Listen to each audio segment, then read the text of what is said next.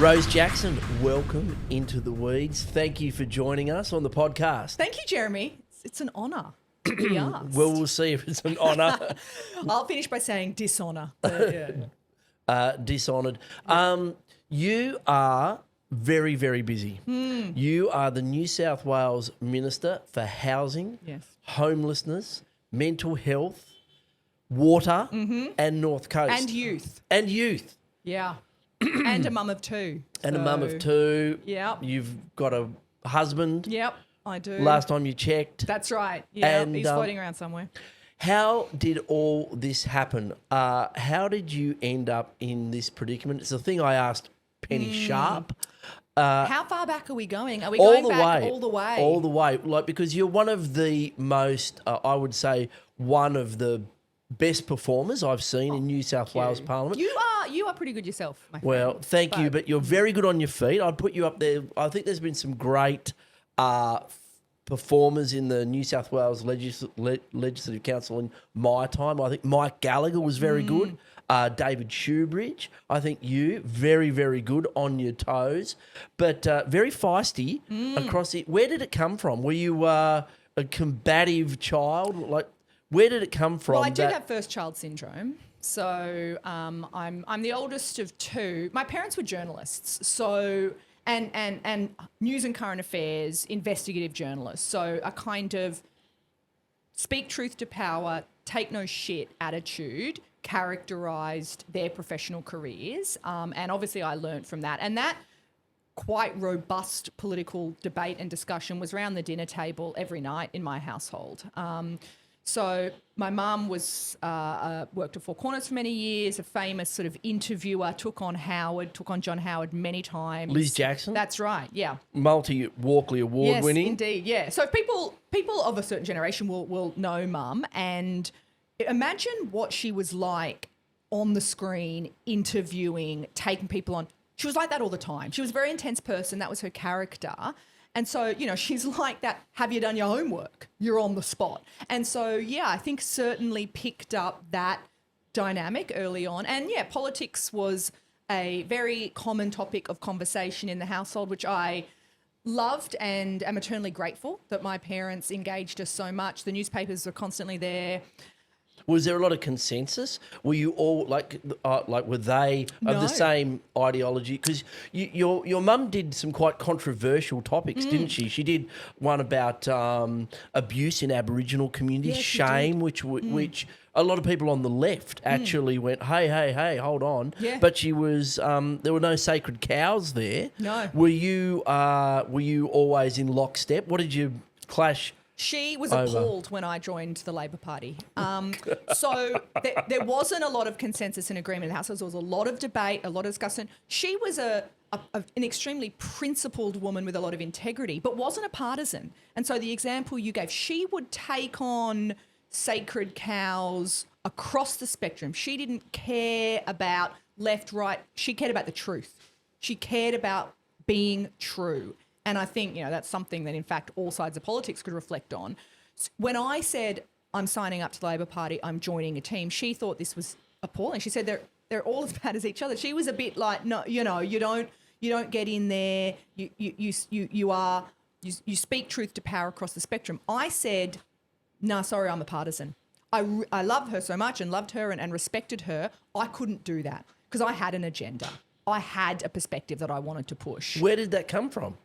Yeah, I don't know. Like, as I said, politics was a very common topic of conversation. Was there a pivotal moment? Was there something like, I know a lot of people in the sort of that early noughties time, Tampa was a big thing, climate change. What tipped you over into wanting to be an actor rather than an observer? Yeah, I definitely think a reaction to the politics of Howard was part of that. And the examples you gave, also his attacks on higher education, this was when I was a uni student myself. You were a student union organiser. That's right, yeah. So those issues that Howard pursued, his agenda for the country appalled me. And I didn't just want to commentate on that and reflect on that.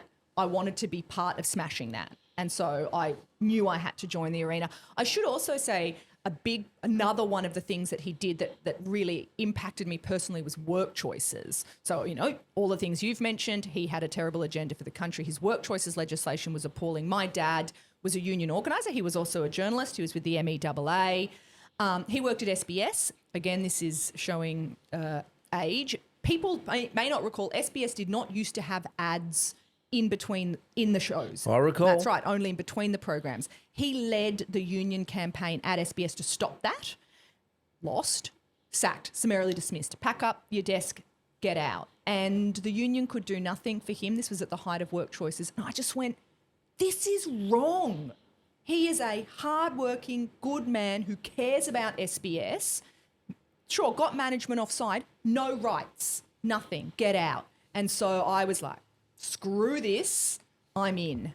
I got involved in student politics. So you ended up being what do they call the head of the student executive council at Sydney Uni? Yeah, because that is an absolute that is a bucket of crabs, isn't it? Like, it really is a hot contest of politics there. Oh, yeah. There's young Libs, there's Greens, there's Socialists, yep. There's every colour. So was that where you cut your teeth? Absolutely, yeah. So I was president of the University of Sydney SRC. As you say, every single point on the political spectrum is represented there. Henry Kissinger, not someone I would necessarily normally quote, but he does have a quote that I do like, which is, student politics is so vicious because the stakes are so low. And I do think that it's true. It is vicious. It is brutal. And yeah, you certainly do learn a lot, but also I loved it. I met my husband there. I met my best friends there. I made just a bucket load of mistakes.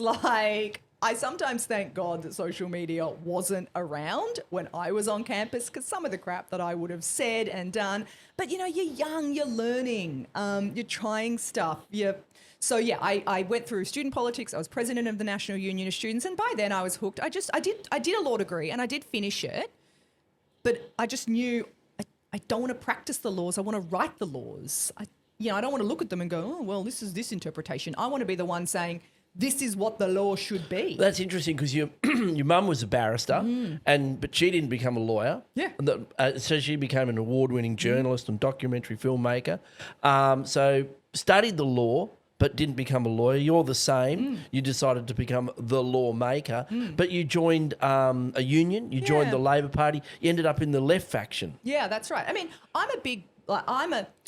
I love people like you who are principled characters on the crossbench. I don't want you to get me wrong. I think you actually, when you take the approach that you take, Jeremy, you're incredibly impactful. Some other members of the crossbench are a waste of space. You drive change. But for me, I want to be in a party of government. I want to have the opportunity to be a minister, have the opportunity to lead change, drive change. And so I knew I wanted to be in the party of government. But I am a progressive. And is that why you didn't join the Greens? Yeah, I've got no interest in being in the Greens. They have so much to say and yet they do so little. And I'm not interested in sitting on the sides complaining about how other people do things. It's a really interesting point because a lot of people don't understand that about one of the most powerful sort of cohort in the Greens is they do not want to ever be in power. They won't go into formal alliances with Labor. They won't, not that Labor would probably have them, but they also think that taking on ministries and actually being the government is giving up for the system change that they want. The sort of That's crazy to me. It is crazy to me because, power, and again, you actually learn this through the union movement and through genuine social activism, community organising. Power is so important. Obviously it can corrupt. Obviously we don't want it in the hands of the wrong people. We want working people to have power. We want community to have power. But having power to make change, that without that, how futile. So it was, but as I said, the left of the Labor Party is a perfect fit for me because I would never be comfortable just, again, this is why I didn't want to be a journalist, just looking at stuff that was wrong and that I wanted to change and feeling as though that was at arm's length from me. So I don't want to be that. But also, sure, I don't want to be someone who is willing to not speak up and not, take on vested interests. And being a progressive within the Labor Party suits me very well. And, I have in the past spoken up when I think Labor's got things wrong, and I continue to do that internally, like all progressives in the Labor Party do. And to me, I find that of course it's challenging. I mean, all collectives, you bump up against people and there can be tension, but I've never really felt as though I was in the wrong place. I've always felt supported and that I'm where I belong. So you student unionism, you're in the Labor Party, join a union. You're organising in the Labor Party. You become, I think, the assistant secretary. Assistant secretary. So you moving up in through the executive, but you also, for your sins, become a councillor on Waverley. So before we get to that, you're a student at Newtown School of Performing Arts. Yes. As well. You do very well there. So you're overachieving, and then for your sins, you end up on Waverley Council. Yeah. So that's eastern suburbs for people. Yeah, I grew up in Bondi. Yeah. Grew up in Bondi. Again, a hotbed of politics, a lot of development issues, a lot of big social issues being injected into the council. A pretty hot contest there between Libs, Greens and Labor. How did you go? I hated it. I absolutely hated it. I mean, a couple of reasons. Look, I absolutely was. I was young. I was ambitious. Good. We want young people to be ambitious. Yes, this is my thing. I want to do it. Great. Local government. The opportunity comes up. I grab it.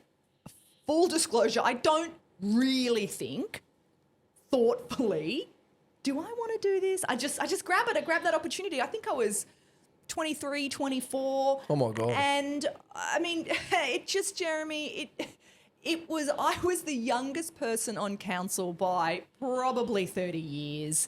It was just, the development, it was literally going to multi-million-dollar properties and seeing people literally crying because their neighbour wants to build a balcony that's kind of going to encroach on their views. But I could not get around it. It was not speaking to me in terms of the issues that I cared about and wanted to prioritise it. I felt like a complete fish out of water. I have to, look, I'm always incredibly encouraging of any person, particularly a young person, whatever, an old person.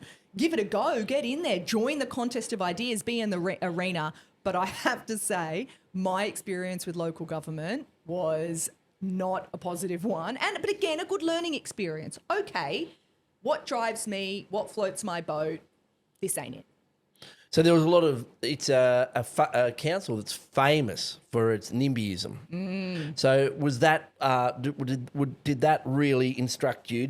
Was that informative for you? Yeah. Because now you've moved into New South Wales Parliament.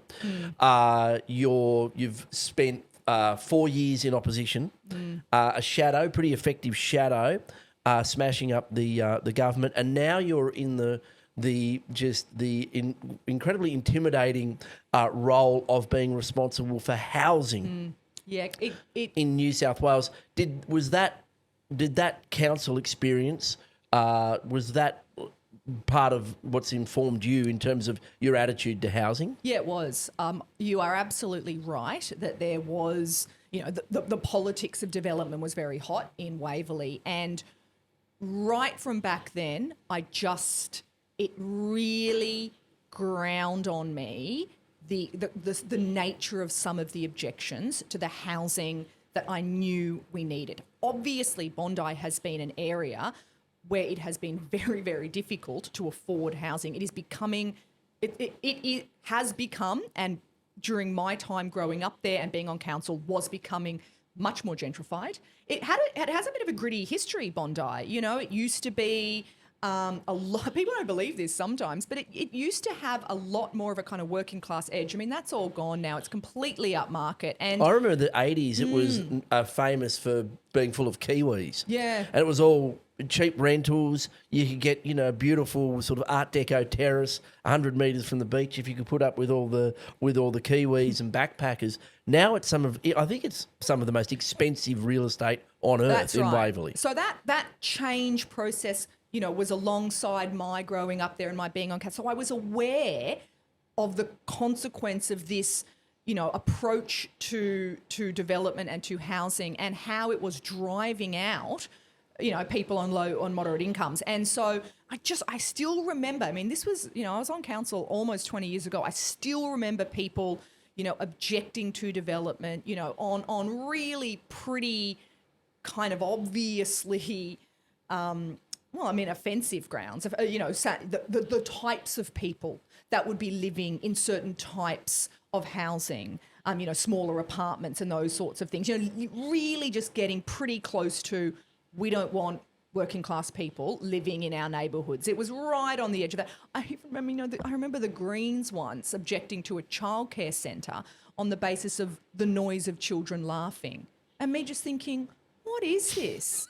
Yeah, first of all, the hours are 9 to 3. They're hardly, giggling up a storm at 2 a.m. But I just still remember feeling, and they tried to put a condition of consent on that childcare centre that you could only enrol your child there if you walked them there. And they were miserable, and they didn't cry or didn't laugh. That's right. What about a working parent who's doing the double drop-off? I just still remember, Jeremy, it was quite formative in terms of, who am I for?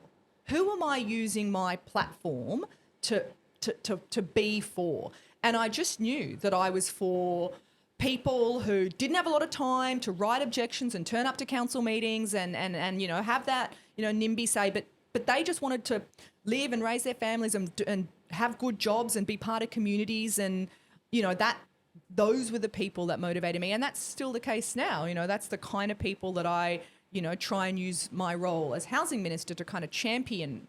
And people who live in housing, public housing in particular, they don't have deep pockets, right? They don't have lobbyists or vested interests on their side. They're not out there. They're some of the most disempowered people in our society. Exactly. And struggling with a whole heap of other issues. And yeah. So, you never see people on the housing waiting list entering the fray to argue for more public housing, even though they desperately need it, because they got a bunch of other stuff going on. And so when I see communities objecting to that and trying to shut that down, it really motivates me to make sure that I'm not being pushed around on that stuff. We've got to have the housing. We've got to have the housing, and we've signed up New South Wales to the national plan, basically by 2029, to build millions of houses. New South Wales is where the people are and where hundreds of thousands of those homes are hopefully going to be built. One of the Productivity Commission and others have said one of the biggest barriers to the housing we need that's basically causing this housing affordability crisis and rental crisis and the rest are our planning laws. You would have seen them up close and personal, and essentially they're the laws that are used to stop housing or limit housing or the extent of housing. Do you think they're fit for purpose? I know it's not your particular area, but you must be clearly working with Paul Scully, the planning minister, on that. Do you think that our planning laws, you often hear people say we need to, cut green tape and cut a bit of red tape. What's your attitude to that? They're not fit for purpose. I think to the extent that they, provide protection for sort of core environmental assets, and actually, probably more important for me, ensure that the housing that we're building is appropriate for our climate variable future. I think that is quite important. So we need laws. We need, I'm not some laissez-faire, chuck the planning system out the window and just kind of, do what you like, developers free reign. That's not what I think is in the interest of the state. Having said that, no, I don't think our planning laws are fit for purpose. Look, apart from anything else, they're just incredibly complicated and Byzantine. And that in itself is a problem, Jeremy, because I think, it's really important to me that our laws are comprehensible by the community. I don't like it when government gets into these incredibly kind of bureaucratic quagmires and, ordinary folk just go, I couldn't possibly understand that. So even just simplifying them, making them easier to understand, easier to follow, to the extent that there are laws. Like, you can't just do broad scale land clearing or, build housing in a flood zone that we just know is going to get smashed. Well, they're good laws. They're important laws, but let's just be really clear about what they are. And I do think, though, some of the laws limiting density, in particular around transport nodes, that don't represent Sydney for the future. And I am for liberalising those so that we can build more homes near public transport. It's a really interesting point because the transport-oriented development, the TODs. Todd. Hello to all the Todds out there. That's right. It's not your bad ex-boyfriend. Yeah. No. It's not the bad ex-boyfriend. It is a key to building some of the best housing in the best co-located with some of the biggest transport infrastructure being built in the world, really, in any major metropolitan centre. But there's not unanimity, is there? We see the Liberal Party caught between their NIMBY and the YIMBY factions, not really getting behind the Todds. Where are the Todds up to, and what do they really mean in terms of the government's plan for delivering these housing targets? Yeah, I think, it is another example of where, again, government often fails to properly communicate what it is that we're trying to do. And, that therefore leaves people kind of confused and confounded about what the agenda of government is. The Todds are actually relatively straightforward. We've identified 33 sites. They're all major train stations. And just to be clear, there's about 305 train stations in the Greater Sydney network. So it's not even that many of them, but 33 of those are identified as sites where the planning rules within an 800 metre radius are going to change to allow more housing to be built there. And a number of them have already come online, and they will continue to come online over the course of this year. And as I said, I think that is really fantastic. If you think about the fact that housing is incredibly unaffordable and we're losing young people and it's causing a lot of intergenerational conflict. I don't know if you saw, stuff like this really concerns me, Jeremy, with the German elections that we just had.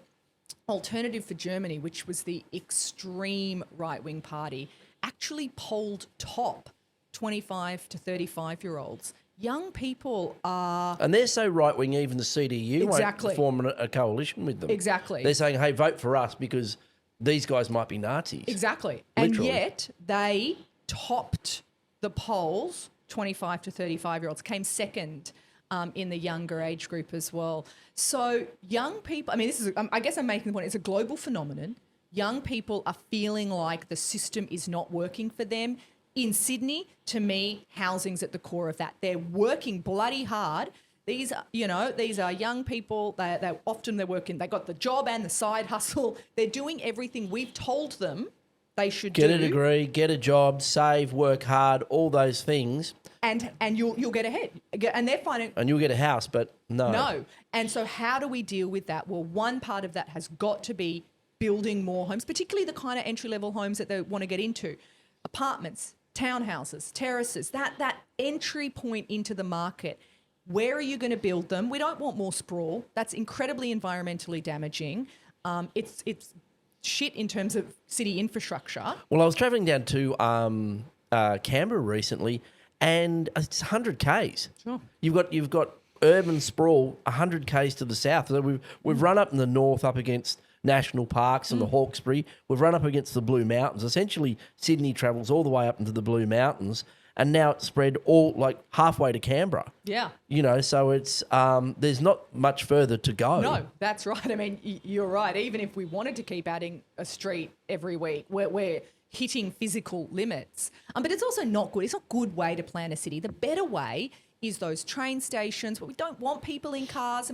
Fair enough, maybe people, but encourage people. Get on the train, have a bike, have an e-bike.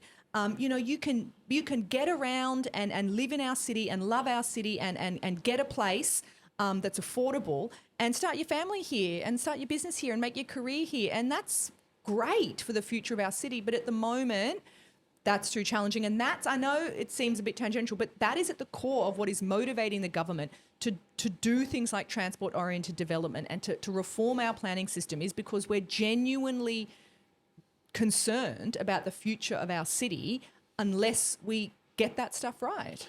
One of the tensions that I think that is explicit in this conversation about housing is there's this massive push on the supply side. So, okay, we need to build more houses. How do we do that? We streamline within, guardrails, the planning system. We need to find the people to the skills, like to find the people to build these houses when there's all these other construction going. What about the demand side? What we see in places like Europe, the United States, and now Australia is the right coming up saying, hey, look, the solution to this is to reduce immigration, just because our population's being propped up is growing on the basis of immigration.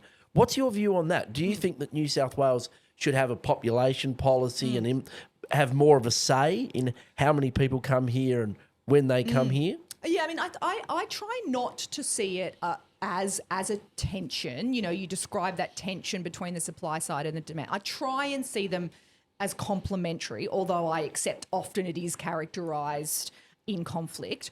I do think we should have population policy. My view is that should be national. I think that is the better level of government. I mean, I think we could have a discussion about whether in the absence of a national population policy, the state developed one. I'd probably say maybe, but it's not a priority. I do think a national approach is sensible. And look, I'm not someone who, tries to pretend this isn't part of the conversation. I think the reality is, Jeremy, in the absence of that population policy and a sensible conversation, two things can happen. One, you can go down a really dangerous and divisive, very right-wing, xenophobic approach to a conversation about immigration, and I do not want to validate that. Immigrants built this country and we're a multicultural society, and that's a success. So I don't want to create that space. But the other thing that can happen is we're not honest about the fact that because we don't have a population policy, we rely on immigration for economic growth. If we turned off immigration in a too aggressive way, I mean, forget getting the skilled labour here. I think it was a really interesting debate. People probably weren't watching the Legislative Council late on last Wednesday night. Turn on. Jeremy led a really interesting debate about population policy that I thought was incredibly thoughtful. And, you were making the point, well, yeah, I mean, it's a competition globally for skilled labour, and the impact on our economy if we turn off immigration too quickly would actually be significant and would potentially lower standards of living. And that doesn't need to be the case, but unless we've got a clear policy and a clear plan, it's potentially the case. And I don't want that for our state. Yeah, I think it's an important conversation to have so you don't vacate the space and leave it to the right to build the narrative, because there's a contradiction in what the extreme right saying about immigration, which is, that the future would be much better if we cut immigration and all the rest. But if we do that, we've got economic decline because we're just not having the kids we need to. I know that Viktor Orban announced just yesterday or this week in Hungary, which has really, really low fertility rates, and a right-wing populist, essentially dictator in charge there. Viktor Orban is essentially a one-party state, that if you have 4 children, you never pay income tax again. Look, so, I mean, that's one of the measures that they're like, I think it's called proto-natalist movement. And similar things are emerging in the United States. If you have 5 kids, no income tax, that sort of thing. It's a really interesting conversation. As I said, I agree with you. It's important that we have it, that sensible, mature people are able to talk about these things, kind of absent from the screaming on both sides. My personal reflection is you could not pay me any money to have more kids. I feel like I have to. I don't want any more. And there is an element of how do I love my kids so much, but how do I do that and work? It's a struggle as it is. And an interesting part of that conversation, the conversation we need to have, is to what extent can the state implement policies, whether it's around tax breaks, whether it's around childcare, whatever it is, that, make women choose differently in terms of the number of kids they're having. I think it's just a really interesting conversation. And look, as I said at the beginning, I'm up for that demand side conversation to be part of what we're talking about with housing. But often those things, Jeremy, have a very long lead time. You know, things like population policy. I mean, we're talking, you know, sort of generational change. We need to do stuff right now. And so that's why I'm like, look, let's just get on with building some more houses. Is Sydney the only place we can build houses? Can we create, like, you're the Minister for the North Coast, you're responsible for housing across the state and social housing too, which we'll get to. But there's been efforts in the 70s, I suppose, when you had a more interventionist federal government there, or the Whitlam government, to try and create, you know, the centres of economic development. And you're not going to force people to live in certain areas, but create incentives for people to move to some of our regional centres. Because we've got Sydney, you know, how many people here? 5 or 6 million. The Newcastle, Hunter area, another 1.5 sort of million people. And outside of that, we've got tiny cities. There's not, I think there's only a couple that tip over 100,000. Is there an opportunity when you look at the mid-North Coast, North Coast, with some of the infrastructure being built there, for us to create incentives for people to move to our regions to take the pressure off Sydney? Yeah, I think, you know, I am a fan of exploring decentralisation. I am, and I think there is potential for that. I mean, we saw a little bit of it during COVID. So that change, I think, is happening. So the work from home revolution has been one of those incentives that you described, where we say, you know, the big question is often jobs. What am I going to do? You know, the big industries in Sydney and, you know, to some extent, as you say, you know, the Hunter and a little bit Illawarra. Well, I'd happily live in Byron or, you know, in Tweed or even in Wagga Wagga or Orange or beautiful towns like that, Dubbo. But what are the work opportunities? So work from homes unlocked a lot of that. So, look, I do think, you know, we should...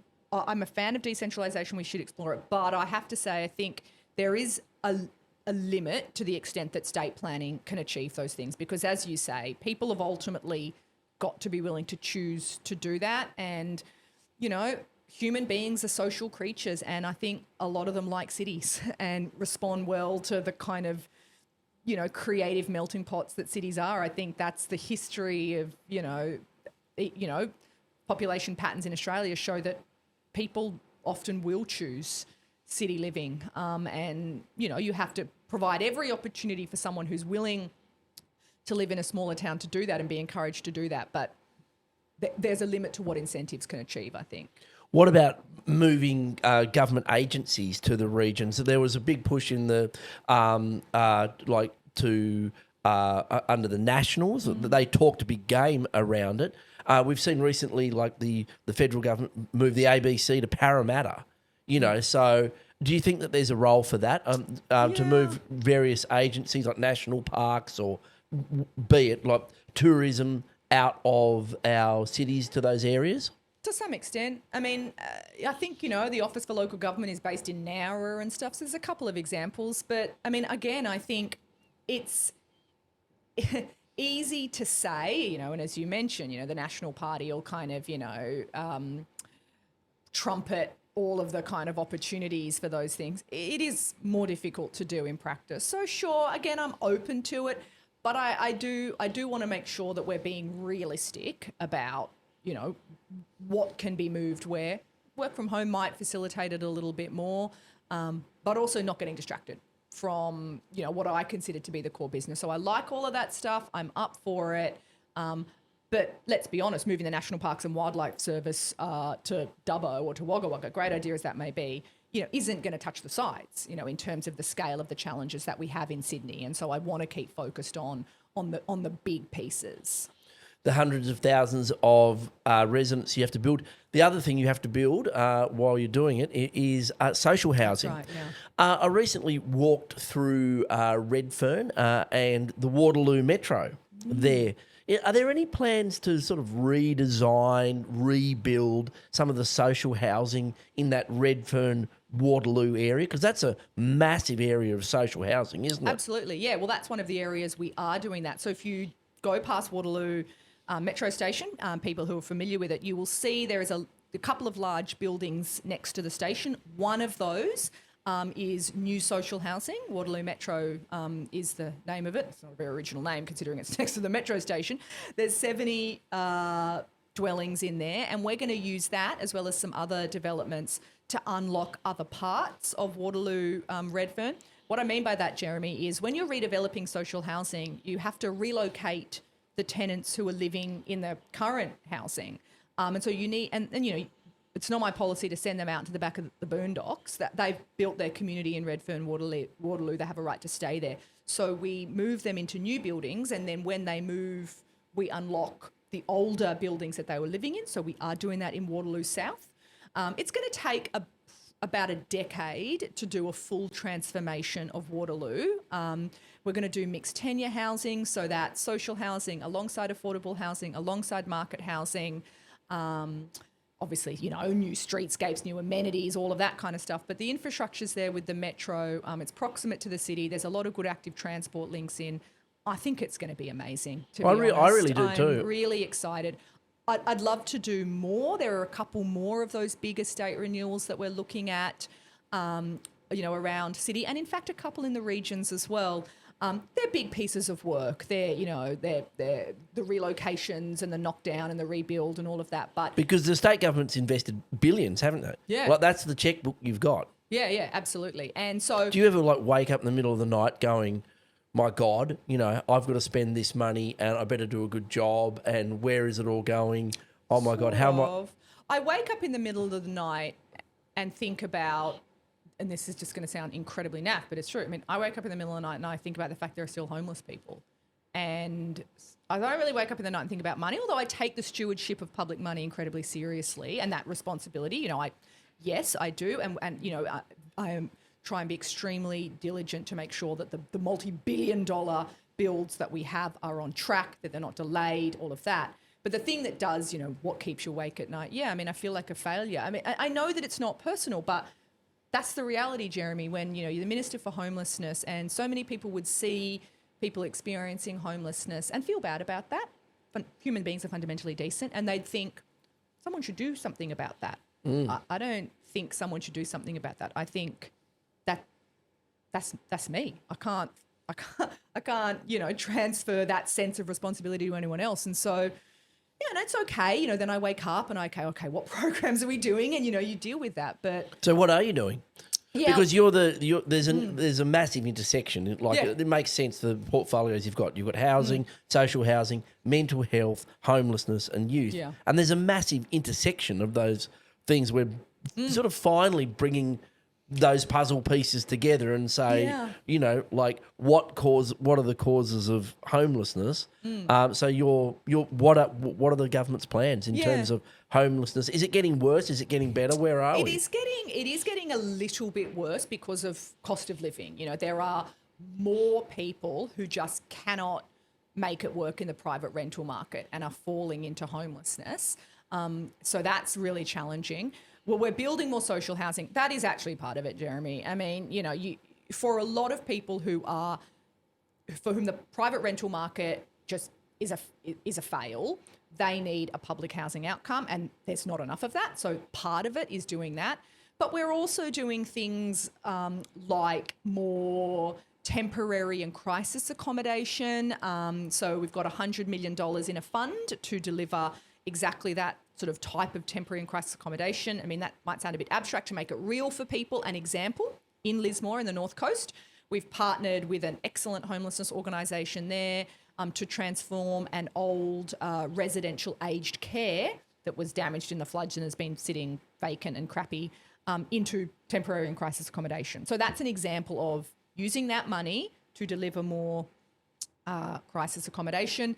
And we are doing more wraparound support and supported housing for people with mental illness, because a lot of the chronic rough sleepers that you see have been engaged with many times, have been offered support many times, but have declined that because, you know, for some reason, normally associated with mental illness, they're not in a position to take up that offer. And so you have to wrap that around mental health support. And so we're doing some of that too. But look, I mean, I do think there is still more to do. And I'm really keen to draw on some of the international examples, particularly around Europe, of jurisdictions that have actually managed to achieve functional zero, no homelessness. You can end it. It is possible. And we're on a journey, but I don't think we're there yet. So before we get to mental health, one of the solutions or measures that have been put forward in terms of assisting those people who are just failing in terms of the private rental market is rental caps. What's your view on those? Why not a pause on on rents so that people can afford to live in the city? Yeah, I mean, look, it's not really an ideological objection that I have. It is more practical in that the evidence that I've seen, and sure, I mean, I get it, it's a little bit contested, but the fundamental evidence that I've seen is when you do that, it doesn't help people who are currently experiencing homelessness. It helps people who are currently renting and maybe, feeling the squeeze and being put under the pump a little bit because of rent increases. And I really care about that too.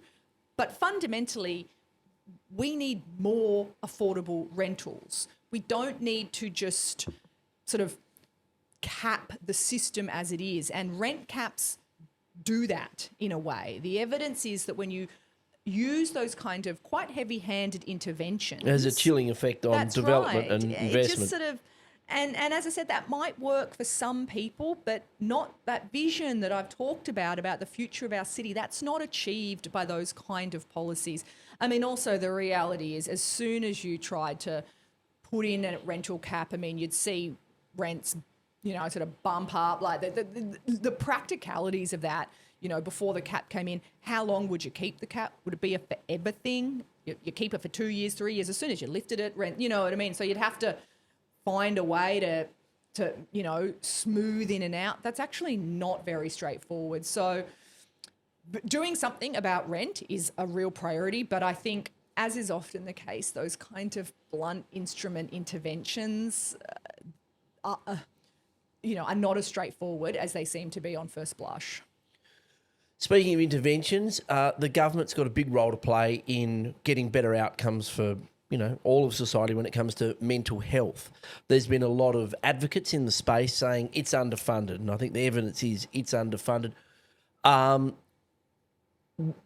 Why doesn't the government consider a dedicated revenue stream for mental health? Because I think the burden on the government is hundreds of millions, but we probably need to be spending billions of dollars. No, well, the current mental health budget is $2.9 billion. $2.9 billion. I mean, the gap in terms of where we need to go. I accept your point that we do spend billions, but even then there is a gap between the amount that the government spends on mental health as a proportion of health and, for example, the burden of disease that mental health represents. I accept your point. It is significant and growing. Look, there was a recommendation of a recent parliamentary inquiry into mental health that recommended what you've proposed, and we said that we're open to it. I mean, look, the resistance is everyone's feeling the squeeze right now. Cost of living's a real challenge, and, we're really nervous about things like taxes and levies and things that, put costs on people. I mean, even, things like payroll tax, which, there's a lot of resistance to payroll tax. It's not seen as a very efficient tax. So I think those are some of the reasons why, we wouldn't necessarily go down that route. Obviously, Victoria and Queensland have done it. Although, Jeremy, I'll be honest, they still have a lot of problems. And so part of what I'm looking at is, okay, if we're going to think about interventions, I want them to be solutions, not just interventions. And I'm up for ideas, but I want to be drawn to where people have got it right, where we're actually seeing things getting better. And yeah, I think that is still an unanswered question for Victoria and Queensland. One of the key areas, that we've fallen down as a society is in terms of suicide. Yeah. It's one of the biggest killers in our society. And other jurisdictions are looking at how they deal with it, and the Japanese have brought in basically a suicide prevention act. I think South Australia too. Yeah. You're talking about that as well. Where's that up to? Yeah, well, you're going to see it later this year, Jeremy. So we're just finalising the legislation to go through Cabinet now. The intention is to have it passed by the end of 2025. And yeah, we've looked at the Japanese model. We've looked at South Australia. We've looked at South Korea. Argentina, I think, have one as well. So a few jurisdictions, but not many. New South Wales would be a leader if and when we pass it, and I hope we do. I think the key to me is I really agree with you. I mean, you know, I just don't think we're addressing suicide properly. Saw the recent SUMS data. We do collect suicide data, and you know, November last year was a really bad month. You know, we're still struggling a lot. I should say, if this conversation is triggering for anyone, you know, make sure you're reaching out for help. It's really important that we have conversations about suicide, but also that we always say, you know, it's okay to be distressed. There's lots of platforms that you can access support with someone to talk to. But it's a big problem, Jeremy, and it's not getting better. And there are huge portions of the population, men, Aboriginal people in particular, who we are just not connecting with at all. And we've got to see it as more than a health issue. And that's what the legislation is critical. If we just continue to see it as a health issue where people might go to their GP and say, I'm not feeling okay, we're going to keep failing, because that is not working. We need to be a lot broader, and that's what the legislation is about. What do you mean? Like what do you mean? Every part. My view is that we've got to work through this in terms of the legislation. We need a statewide plan. At the moment, you know, New South Wales Health's got plans, and there's, you know, through the Mental Health Commission, they do great work, in fact, but it's very much a health plan, a health focus. What health interventions can we look at? I think we need to go statewide, and I think every single agency needs to think about what their responsibility is. And, you know, things like Service New South Wales, when people are coming in and they're in financial distress, what are they doing if someone's, you know, seeming like there's a situational moment in their life that, you know, is leading them to be upset? Do they have any capacity to refer people to services? Relationship breakdown, and, you know, and that is a huge driver, you know, for people to be, you know, experiencing suicidality. So, you know, where can we look at interventions? Even little things, Jeremy, and this is, you know, things like, we know the public places that, you know, are more likely to be, areas where people consider attempt and, in fact, you know, die by suicide. We know them, and we record that data. There is actually a lot of evidence that things like signs in those places, here's a number you can call. They work. They work. A lot of, you know, and it's not foolproof, but if we can save 5 lives, 10 lives a year by putting up some signage in the known places where people go when they're distressed, that's amazing. But that's not a health intervention. That's through national parks or through local government, or, you know, so, you know, health can't go around putting those signs up. We need our partner agencies to understand the impact of those things. That's just some examples of the kind of things that I want to see, you know, through this legislation. Well, I hope that you bring that on soon. One of the areas in health where there's been some reform recently, we've worked together on this, is new treatments for treatment-resistant depression. Yeah. And PTSD, namely psilocybin and MDMA. There's been some loosening up of the regulations there. There's a building body of evidence that those medicines can be effective in the treatment of those. What have you done, and why have you done it? Yeah, well, I think you're exactly right. So those kind of emerging treatments have a lot of potential. There's a limited evidence base, and of course, that has, because they're emerging, because, you know, these drugs were historically seen as bad, illicit, you know, no, terrible, and we haven't been able to research them and explore their positive potential. So, of course, you know, people then go, oh, well, there's limited evidence. And we say, yes, but we'll never build the evidence unless we try in a, of course, controlled way to see the potential here. And I should say, this is not a political issue. It's not Labor Liberal. One of the biggest advocates for this is, in fact, the former Liberal Trade Minister of Australia, Andrew Robb, who is very open about his experiences with chronic depression and has been absolutely calling for these kind of changes. So we have originally, it was far too restrictive in New South Wales to access these emerging treatments only in a kind of very controlled private hospital environment. We've made that pathway a bit easier for people. People are able, with their practitioners, to access these treatments, still for, in a controlled way and for, as you mentioned, treatment-resistant depression and PTSD. But I think that's fantastic. We're clearly, what we're doing in mental health clearly isn't working. You've talked about the failings, and so why wouldn't we give these things a go? Yeah, I actually have to say the results are promising, Jeremy. So I'm hopeful that will be the direction we continue to move in. Excellent, Rose. That's great news. Speaking in the direction we're moving in terms of drugs, what direction are we moving in when it comes to cannabis? Yeah, well, I mean, we are moving in a direction, I think, of seeing some of the most kind of extreme and failed policies of the war on drugs, abandoned as relics of the past. And I think we've seen that with the embrace of New South Wales of the medicinal potential of cannabis. Again, led by Mike Baird, credit to him, Liberal Premier. That's a path that we're on, that I think has been really positive. Also led by you in particular, the economic potential of hemp as a product as well. So, ridiculously held back by some of the kind of extreme and failed war on drug policies. So that's the direction that I think we're moving in. Look, I'm on the public record as saying that my view is that, we need to move towards decriminalisation and legalisation of cannabis. I'm on the public record historically as saying that. That's not the policy of the government now.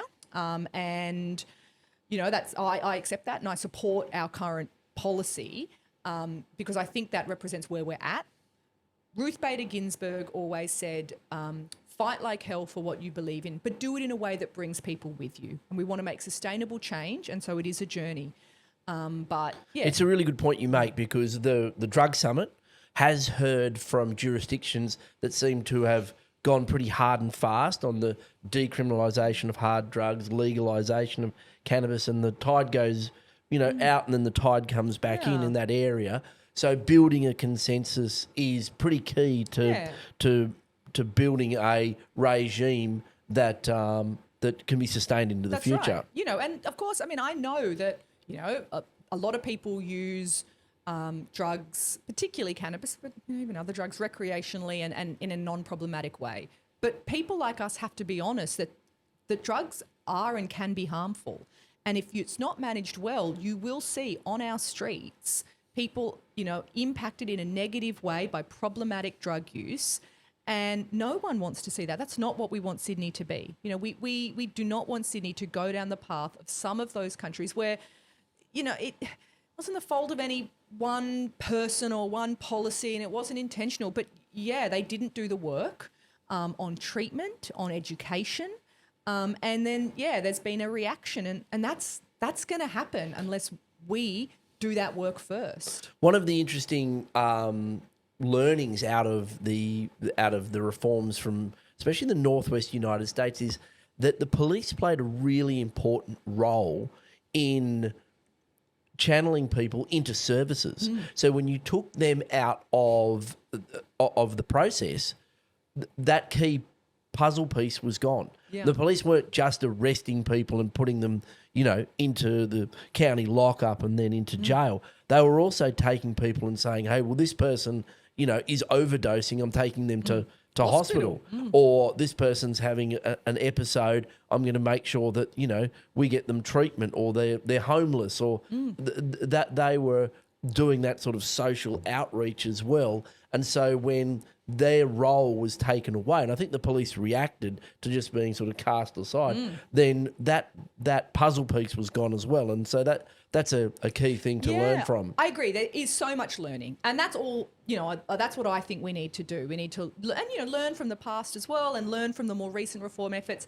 I mean, I think understandably the police in some of those jurisdictions welcomed the opportunity. You know, no one goes into the police force to, you know, pick up junkies, and you know what I mean? They want to be there fighting crime, and you know, so you know, they don't want to be social workers, and then we don't want them to be that. But you are right that the current system does rely on a police force that's out in force, you know, interacting with people who are, you know, having problematic drug use. And if they're not going to be doing that, someone else has to. And it's easy to say, oh, we should have a health-based response. And of course, I believe that in theory, but the practice of that, who are these people? And it doesn't happen overnight. That's right. Like, you know, who do they work for? Where, you know, that you have to build that infrastructure. Well, it's interesting you say that because it's actually the experience in Nimbin.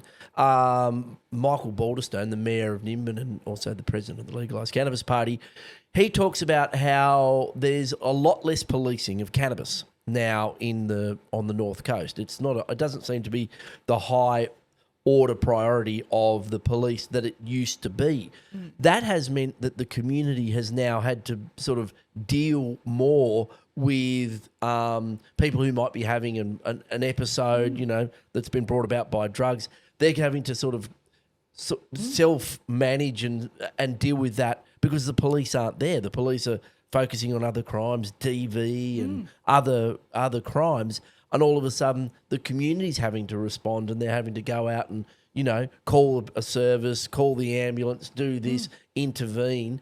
And so we're seeing it in a sort of a microcosm of that on the North Coast as well. And, you know, you could imagine that at scale in a city like Sydney. That would be really difficult and really challenging and would lead to bad outcomes. That's the reality, would lead to negative outcomes. And so, you know, for all those reasons, you know, look, the government is interested in you know, evidence-based policy and, you know, getting things right, but isn't going to be, and I genuinely think should not be, you know, reactionary in this area. It's got to be thoughtful and considered. But as I said, I do think the evidence out of the drug summit was clear. The international evidence is clear.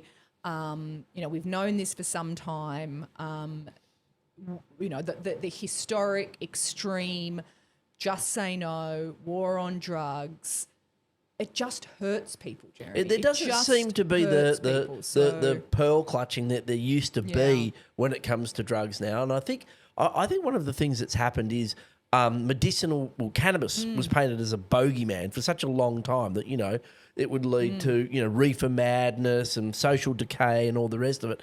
But what we've seen is millions of Australians avail themselves of medicinal cannabis, and they're from across demographics, across, you know, social class and across geographic areas. And so they're saying, oh, hold on, maybe we were sold a pup here, and, you know, and there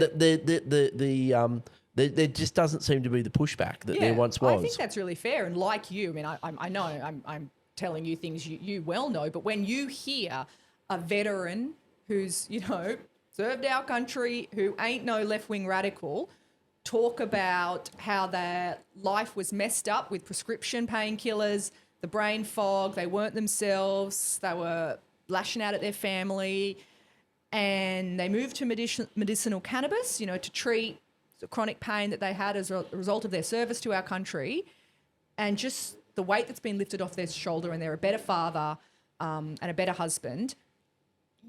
You know, how can you argue with that? Like, that is a clear, and, you know, and that's what I've heard as a parliamentarian through parliamentary inquiries, and I know you hear stories like this all the time.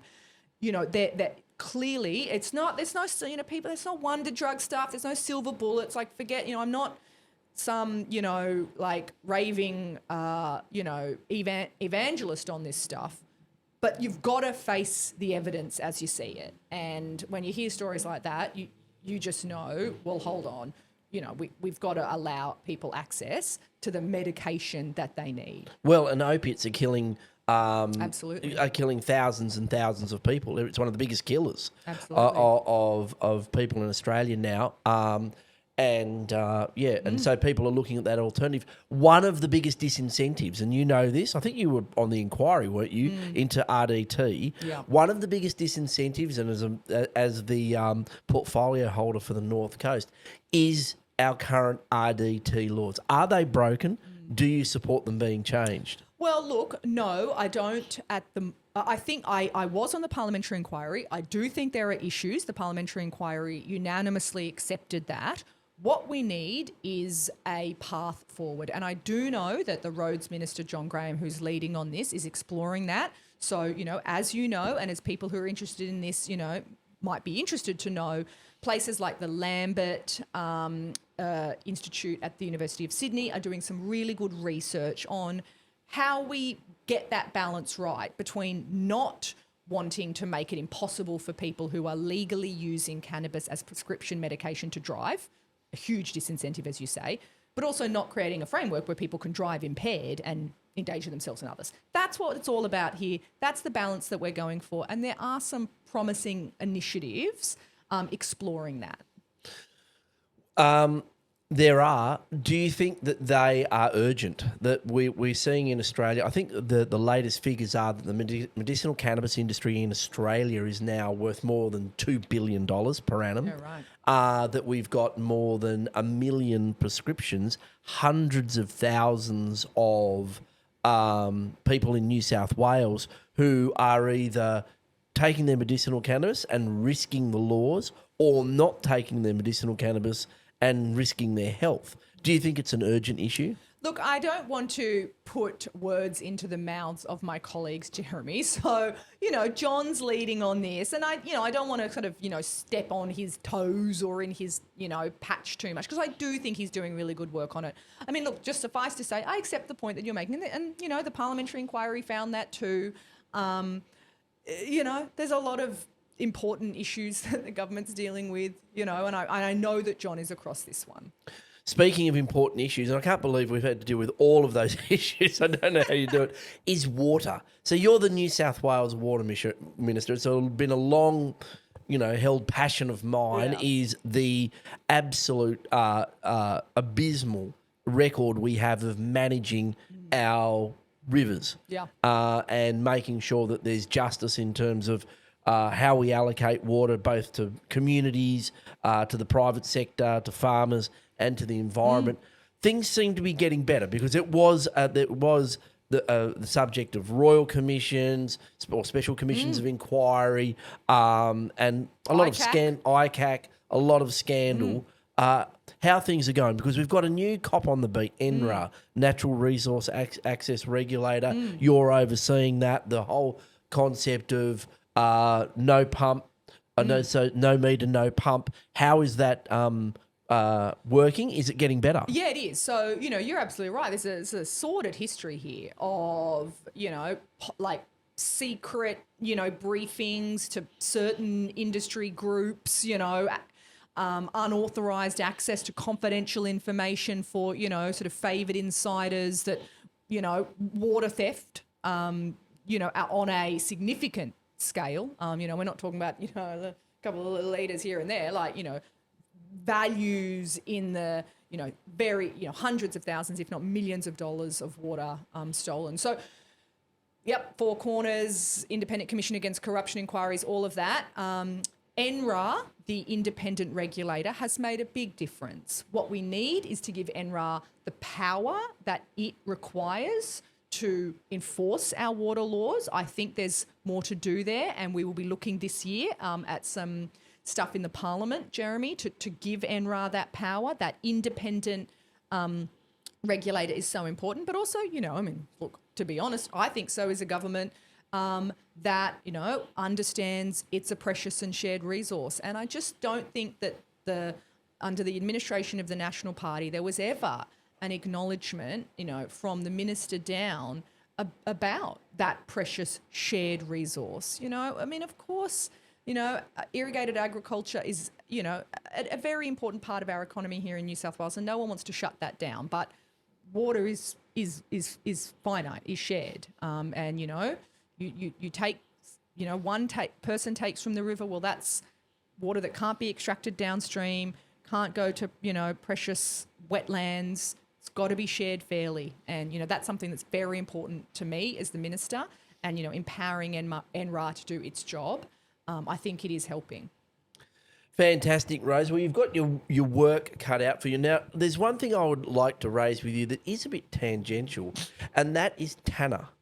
Because your dad, Yes. Martin Butler, did the movie. My dad was nominated for an Academy Award, Jeremy. I know, he nearly won an Oscar. He nearly won an Oscar. Should have won an Oscar. Thank you. He was robbed. Yep. He was robbed, but I think he got a couple of they won the Venice Film Festival. Venice Film Yeah. and a BAFTA or something. There was a few gongs there on the shelf.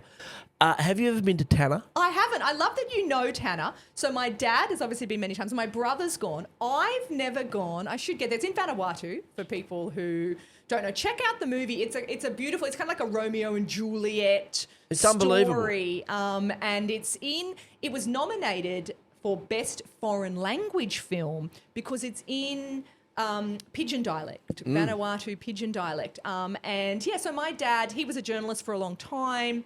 And then after actually he got sacked by SBS, talked about earlier, as a union activist, he went, you know what, stuff it. And he had the best midlife crisis you could ever have because he went, new career, I'm going to be a filmmaker, and made these incredible movies. And it's sad, Jeremy. This is the sad bit, which is that my mum didn't get to go to the Academy Awards. Oh, this always makes me emotional because she was very sick with Parkinson's disease at that time, and so she couldn't go with him. She couldn't travel. She wasn't well then, and she died a little while after that. And it because he was caring for my mum, my dad, he made this amazing movie, and he had this incredible, literally there at the Oscars nominated, and he sort of never. That was the end of his career. Like he didn't pursue that. There was lots of offers, lots of opportunities, but he cared for my mum when she was dying. So. He has this amazing record of Tanner, and well, if it's the only thing he ever does, that's right. That's what I say to him. It's the only thing he ever does. You went out on top, yeah. Oh, look, no doubt. I reckon it's one of the most amazing movies that ever made, and one of the most amazing places ever made. Yeah, okay, I need to get there. Oh, if anyone ever gets a chance to go to, like, it's 4 hours east of Brisbane, but a million years ago. Yeah. It is literally a time travel and one of the most incredible landscapes, incredible places. It had a massive impact on me. I went there with my kids in about 15 years ago, had no idea where we were going, and we were going to this culture that was more like humanity 100,000 years ago than modern society. Yeah. It was this incredible tribal community. I need to get there, yeah. It is unbelievable. And the whole society still, like, they've got their cargo cults there. They've got, the society still, like, it's so rudimentary yet so beautiful. One of the last places in the world to get rid of, like, cannibalism, if they have. Like, it's like, it really is a place where you can see these tribal groups it had been in conflict, warring, and literally, it sounds like a cliche, but the volcano at the middle of the island, Mount Yasur, and I remember going there, and the tourist guide that took us there walked us up to the edge of the caldera, and I'm there with two young boys, and the volcano explodes. Oh my God. Like into the air with like millions of chunks of lava floating. We scream. He says, don't scream. That will make the god angry. Be still and watch the stars fall and move around them. And as we were standing there, there's chunks of lava like the size of like small cars landing over here in the bushes, landing over here. And this volcanologist comes walking up in the suit and says, you guys shouldn't be here. This is a class 4 volcano. It shoots out like pellets of lava that are only pea-sized, but they're so hot and they're going so fast that they'll go through you and kill you. And that was just one aspect of this absolutely unbelievable place. Well, having said that I want to go there, I'm actually not sure that that you really sold it there, Jeremy. No, Mount Yasur, like it is like it's one of those like near death experiences. You go there, you get back, but you know, your dad's work there really captured it. And if anyone TANNA, if you want to be transported to another world, another time. That is an incredible movie, and so an incredible family, Rose. You've Thank you. come from an amazing family who've done incredible work, a huge body of work there. You've got a big body of work in front of you. All the very best with maintaining the social you. contract between Yes. the economy and our, you know, especially young people and access to housing. So, you know, more strength to your arm. I hope you can Thank build you. all those houses, both, you know, for the private sector and also the social housing, super important. And Thank you. And look, if it all doesn't work out, maybe me and you can do like a movie podcast. We can be the new David and Margaret, like That's you know, exact- talk about Tanner and all of our other, you know, relatively obscure. There you go. I would love to do Let's- that. Let's Like let's just keep that as on, you know, in the back pocket. Yeah. we'll keep that in the back pocket. But if you do get the chance to get to Tanner, Okay. go. It's All right. it is one of the most beautiful and incredible places on earth, and but captured perfectly by your dad. So thanks very much Thanks for having me. Thanks very much for coming into the weeds, Rose. All the very best. Loved it. Thank you.